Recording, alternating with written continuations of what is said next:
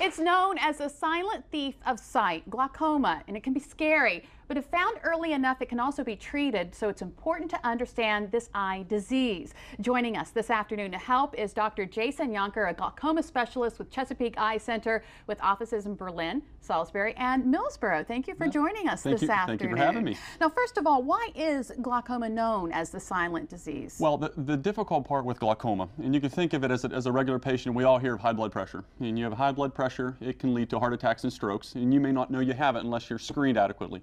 Unfortunately, with glaucoma, what happens is this is the same type of process. It takes away the vision so slowly from the periphery of the vision toward the center that oftentimes patients don't know they have it until it's too late. And that's one of the difficult things we deal with as ophthalmologists. I have such a great field to practice in. We have so many good, successful outcomes with our procedures and with the patients that we treat. But unfortunately, one of the toughest parts of the things we deal with in our office is a patient who comes in thinking they may have a cataract or need glasses, and unfortunately, they've lost a significant chunk of their vision from glaucoma because we didn't pick it up in time. Right, so you got to catch it early. Now explain how glaucoma works. Well, essentially, with glaucoma, the easiest way I explain it to my patients is you can think of it as a bathtub analogy. So if you've got a bathtub, you've got faucets that are running, you have a drain that's draining, and then you essentially have the water building up in the bathtub.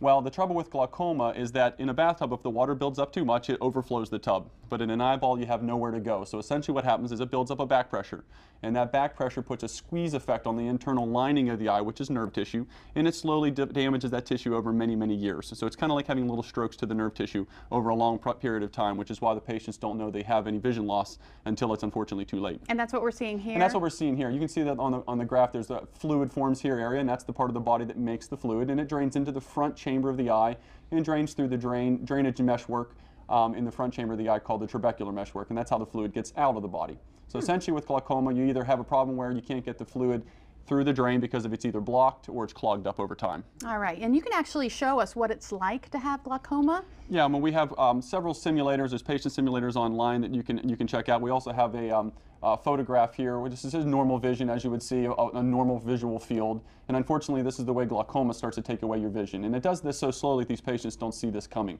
Unfortunately, in time. Right, right.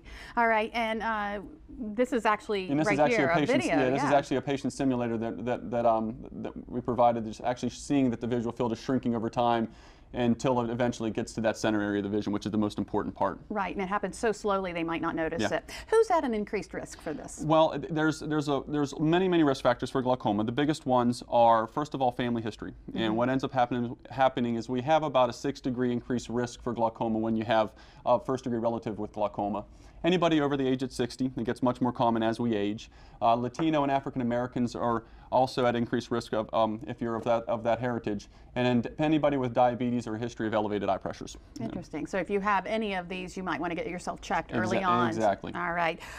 There are certain foods that can help our eyes. Will anything actually help prevent glaucoma? Well, studies will, there's no good studies out there that say there's definitely one thing you need to do, but overall, a healthy lifestyle is something you want to get into. So anything that has antioxidants with it, because a lot of the damage that occurs to the optic nerve, which is the brain, the connection between the brain and the eye, anything that damages that is going to lead to the vision loss. So antioxidants such as omega-3 fatty acids, fish oil, which you see a picture of here, green leafy vegetables. You got to eat your spinach, your kales, your broccolis, your carrots are also good as a source of beta carotene. We'll see. What about some other preventative measures? Well, there have been links in the studies to show that exercise, 30 minutes a day, 4 days a week, has been shown to increase blood flow to the back of the eye and also to help lower eye pressure. So it's just another good, healthy thing you can do is exercise, and also another big one that we see is smoking. So smoking cessation is a really important part of this as well. Very interesting. Now talk to us about treatment options for glaucoma.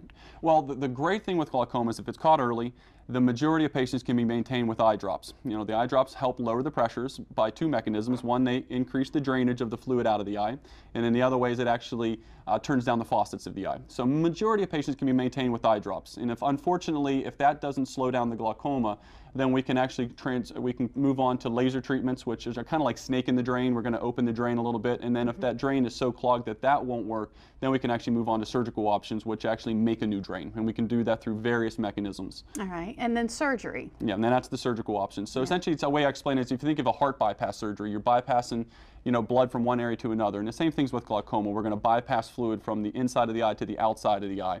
And we do that with multiple surgical routes. And we use drainage implants. And I think we had some photographs. This is one of the common ones I use, which is called a Bearvelt valve.